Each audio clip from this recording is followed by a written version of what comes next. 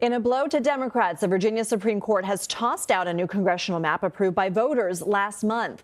The new map could have given Democrats as many as 4 new House seats, potentially giving them a 10-to-1 advantage over Republicans. But in a 4-to-3 decision, the court ruled the state's Democratic-led legislature violated its constitution in order to get the measure on the ballot. As a result, the court reverted the congressional map to the previously drawn version.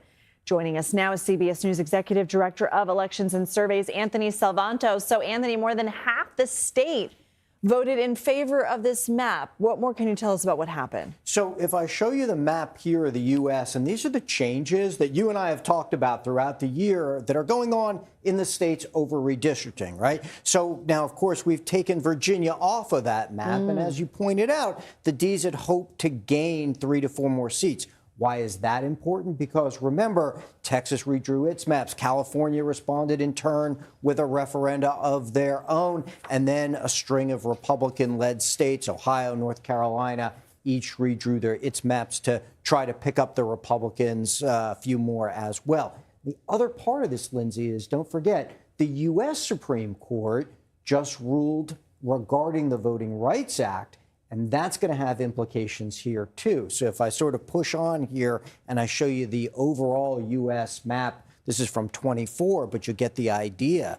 And I show you all these districts down here in the South. You see the blue patches here? Those are Democratic voting districts. They are majority-minority districts, and they're the ones that were impacted or protected by the Voting Rights Act. If I go back to that implications map, you're going to see a lot of these southern states now make moves to redraw their congressional district lines. Louisiana, Alabama, Florida is trying to pick up 3 or 4 more for the Republicans.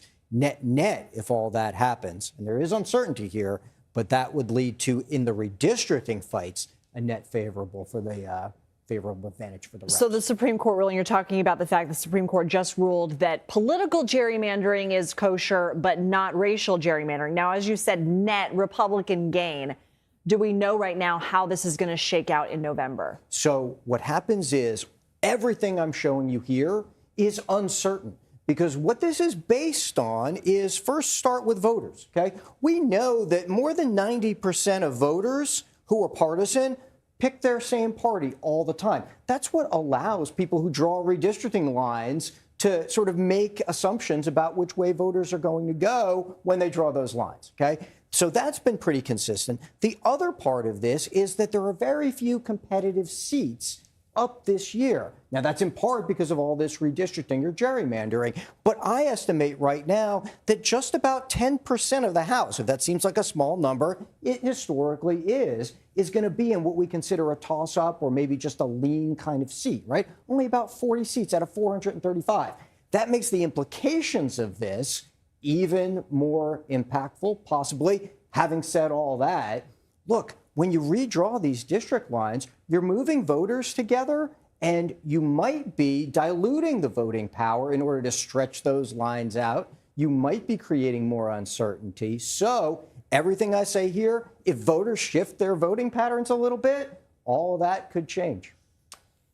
You know how to get us excited for November. Anthony Salvanto, thank you.